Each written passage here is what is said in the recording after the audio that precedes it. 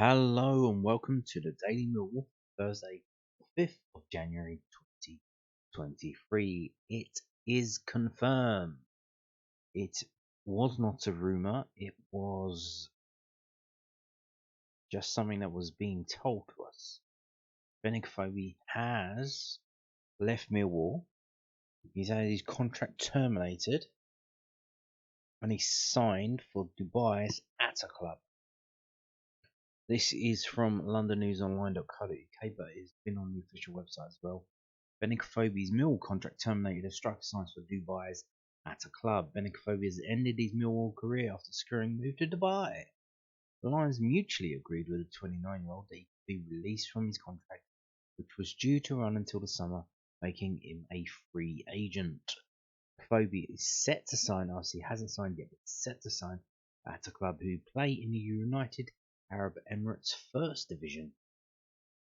The former Arsenal, Wolves, Bournemouth and Stoke striker looks set to join Club Brugge in the summer transfer window, but his move to the Belgium outfit collapsed.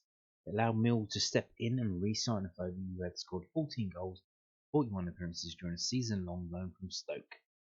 This campaign had not been as successful for Afobe.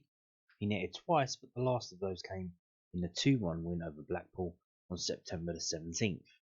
A knee injury had seen Afobe miss 5 championship matches before he was an unused sub in a Boxing Day victory at Watford.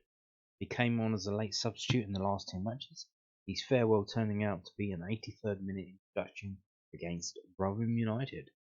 Afobe has totaled 65 matches for the Lions in 3 different spells, only managing more at Bournemouth out of his 12 professional clubs. So there you go. Benik Afobe has gone. He's gone off. Yeah.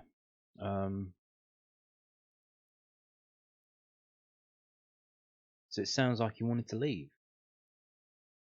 And the club said, okay. Which is, I don't know, it's kind of sad. But what can you do? It is what it is. I think the days of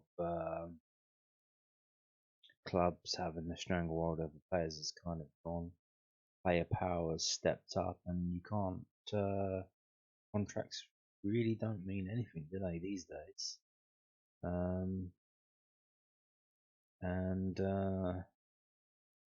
Trying to keep a player who doesn't want to be there is a recipe for disaster. So he's gone. We haven't signed that striker yet, though. Haven't signed it. We probably needed a quality striker before this summer transfer window, and we haven't really got that. We've had Aidomo Emakhu come in, more on him later. We've got Benik Afobe leaving and Isaac Loffey. So we certainly do need to sign a striker now. Who will that be? Will that be Cyril and Gongay? Will that be Chiduzu Ogbene? Could it be someone else? Who knows? But you would like to think that we certainly do need someone. And it is the 5th of January, so we have 26 days to go. 26 days to go until the transfer slammed shut. That's plenty of time to find and sign a striker, isn't it? Anyway, let's have a look at Benik Afobe's stats from this season, because why not? So here we go. These are his games this season. Obviously started out at Stoke. He started as the #1 choice, playing 90 minutes. And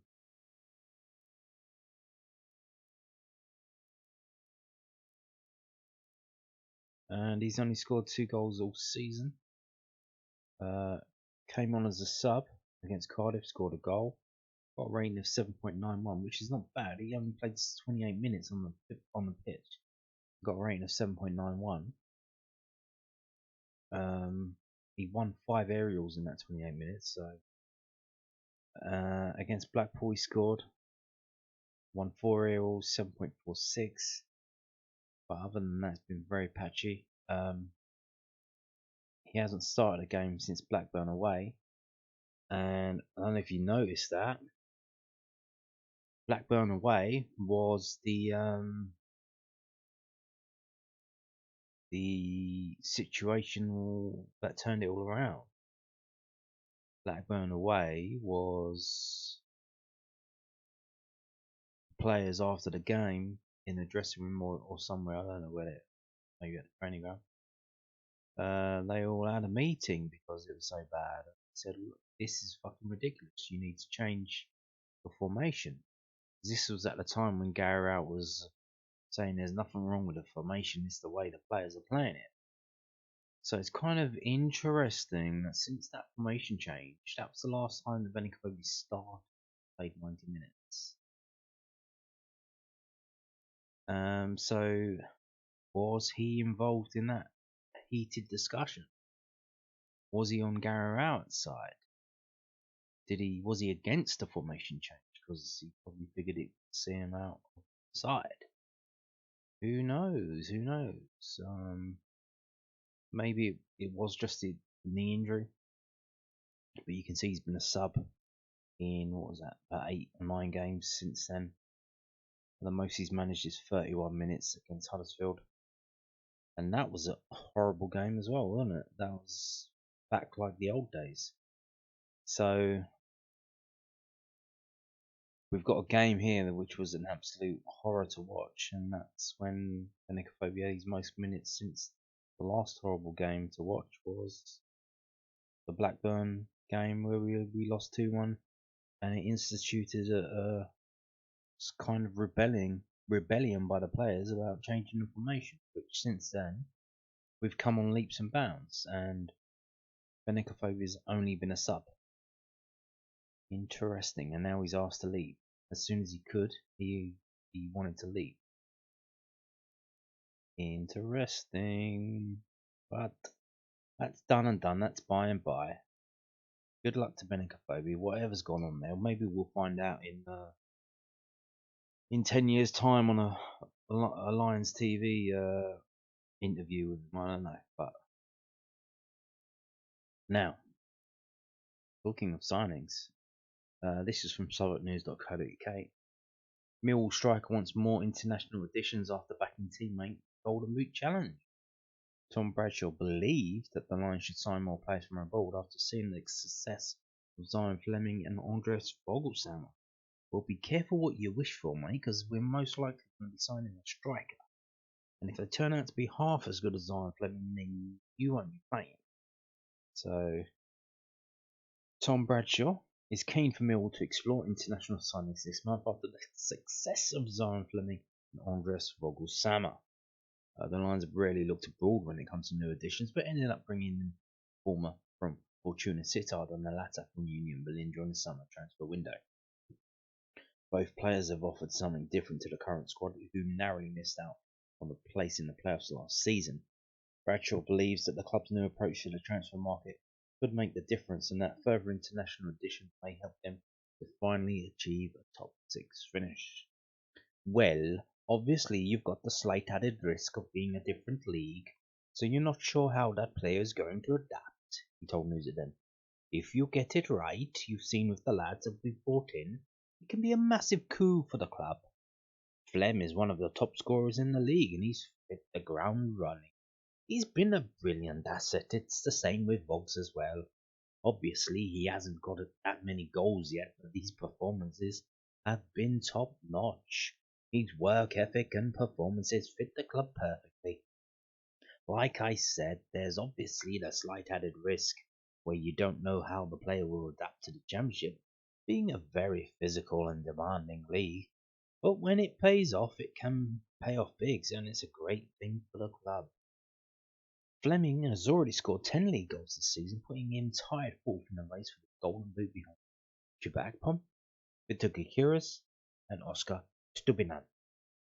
It's clear that Millwall rely on him a lot, possibly more than they did on Jed Wallace last season, but his consistent performances have guided them to playoff places with the game in hand on almost every other team in the division.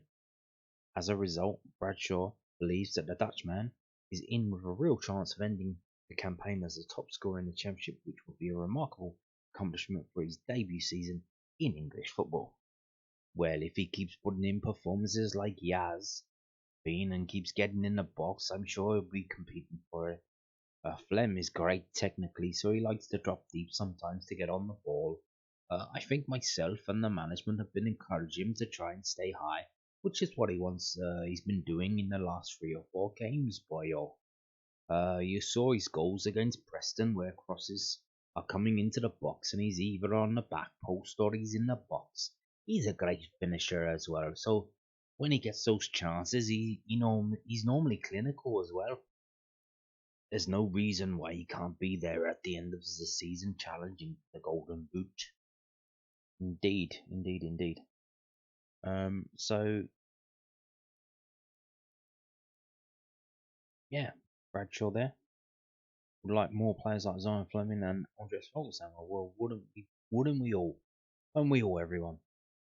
Now moving on to also from Southern News. Also, a player talking about signings in January. Did I know something we don't know? Millwall defender picks out key characteristics for January recruits. The Lions will look to bring in 1 or 2 new signings for the promotion push in the latter stages of the campaign. Murray Wallace believes that Millwall's January signings will need the right personality to fit in with the current squad. Manager Gary Rout has already said that he's looking to add 1 or 2 new faces to the team ahead of their promotion push in the second half of the season. The Lions have moved on striker Aidomo Emakhu, who joins Stockport County on a permanent deal for a 6-figure fee last week. News that then understands that Hayden Muller will also be allowed to leave the Den, although another loan move has not been ruled out for the defender. As for incomings, Millwall have already announced the signing of Irish youngster Aidomo Emakhu from Shamrock Rovers, while Hibernians Ryan Porteous and Crystal Palace's Jesuran Ratsaki continue to be linked. While their physical attributes will obviously be key to Lions' success this season, Wallace believes that the club's new additions will need the right mental characteristics to become a success in South Bermondsey. I think we've got a really good squad. It's not huge, it's a good size. We've got everyone back fit at the moment, so it's really competitive. We've got such a tight-knit squad. Everyone is on the same wavelength with what we want to do. We've worked so hard, and that's half the battle with any sort of recruitment. The type of player that you bring in is important as their ability. And you can read more from Murray Wallace in this week's Southern News, including his opinions on the festive football calendar, Mill's impressive win against Rotherham United, and how he continues to develop his style of play. So buy the Southern News out today to read that. Now, I told you about Aidomo Emakhu. More on him later. This is it. Apparently, he's not going to be playing in the FA Cup tie against Sheffield United. I know you're all gutted because it seemed like he would at least get a place on the bench because they've been raving him up about what he's been doing in training. Well, apparently, what he's been doing in training is getting injured. So this is also from the Southern News. 3 in a row from them. They've been hit out of the park today. Young forward sees Millwall debut delayed after picking up an injury. Aidomo Emakhu will not be involved in Saturday's FA Cup tie against Sheffield United after injuring his quad. Oh dear. Aidomo Emakhu's Mill debut has been delayed after he picked up an injury in training. The 19-year-old officially joined the Lions on January the 1st after the club confirmed that a deal had been agreed with the Irish champions Shamrock Rovers in mid-December. He was due to feature for the under-21s. They've changed it from the under-23s to the under-21s. Please fix this. You haven't been doing this all season. It's just a thing you've been doing in the last few days, few weeks. It's under-21s. With a view to joining up to the senior squad in the next few weeks, although Saturday's FA Cup tie against Sheffield United could have been an opportunity to give him his first competitive minutes for his new club. However, manager Gary Rout confirmed that his debut will have to be pushed back after injuring his quad ruling him out for the next few weeks.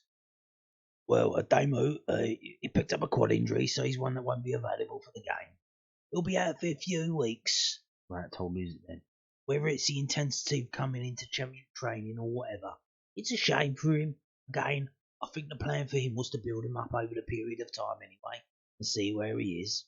I think they'll be frustrated for anyone joining the new club. You want to be fit and in the action straight away. He's had a good period of training with us and he's impressed. Of course, he wants to have the opportunity, but it gives him an opportunity to build himself up in the gym. Gives us an opportunity to understand where he's at physically. I think we're all trying to get something positive out of it, even if it's a small injury. Yes, he's probably going to do a lot of upper body work. Because he's got a poor quad. Although, I mean, you do. There are exercises where you need to use your core, and it does go down your legs, so that might not be the best of ideas. But you certainly don't want to be taking it easy, because then you've got to get back up to speed. So there you go. Is there like a rowing machine? No, is there like an exercise bike, but you do it with your hands? There must be one of them, though. Something like that. I don't know. Swimming? Can you do swimming? Maybe. So yeah, he's not going to be playing in the FA Cup tie. So who will be playing? Shall we guess the team? Bart probably will be in goal. Conal Truman on the bench. Scott Malone coming in. Creswell coming in. Who else can come in?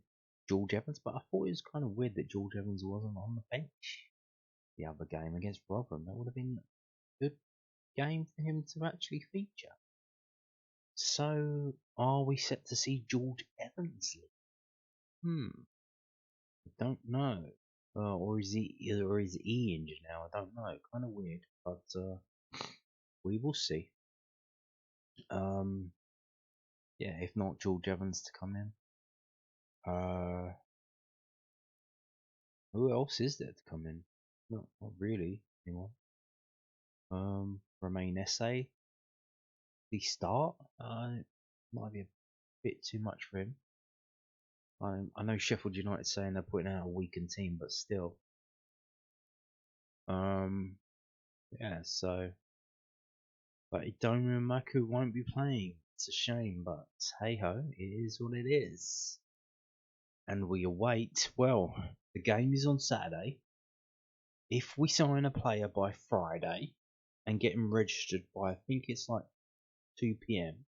on Friday, they can play in that game. Unless they're on loan and we're not allowed permission to play them in that